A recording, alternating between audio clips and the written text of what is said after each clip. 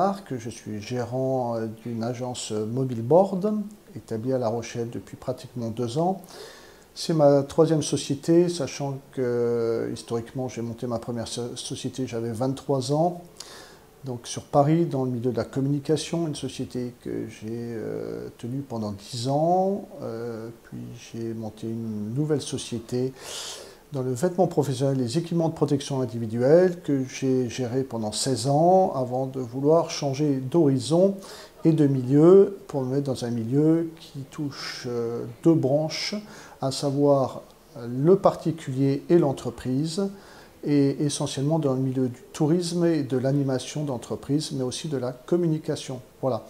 Donc notre métier est principalement établi sur un engin un petit peu révolutionnaire qui s'appelle le Segway, le nom éponyme étant le gyropod, gyro pour gyroscope et pod pour les pieds. Voilà, qui intrigue, étonne, surprend au départ. Et une fois qu'on est dessus, on s'aperçoit que c'est un engin absolument génial, d'une facilité déconcertante et qui procure beaucoup de sensations. Moi, j'ai choisi un statut de SRL. En tant que gérant majoritaire, je suis nécessairement TNS. Et qui dit TNS dit RSI. Tant qu'on n'a qu'à payer et qu'on n'a pas besoin de leurs services, globalement ça se passe bien. Là par contre, j'ai découvert le plaisir de changer de région et donc il a fallu changer de caisse. Et que là, quand on commence à mettre un petit peu son nez dedans, c'est loin d'être simple. Mais il faut quand même admettre une chose, c'est que pour les avoir eu quand même assez régulièrement au téléphone, surtout ici dans la région Poitou-Charentes, on les a quand même assez facilement au téléphone. Mais par contre, la grande question que j'aurais tendance à me poser, parce que c'est facile de parler comme ça, il faut quand même un peu entrer dans le vif du sujet. Ils me disent, et ils ne s'en cachent pas, que pour eux, c'est quand même un gros souci aussi, que voilà, quand un dossier commence à partir en vrille, en général, c'est que derrière, voilà, tout part et qu'il faut régler la problématique. Donc ce changement de région aura pris finalement pratiquement presque 2 ans.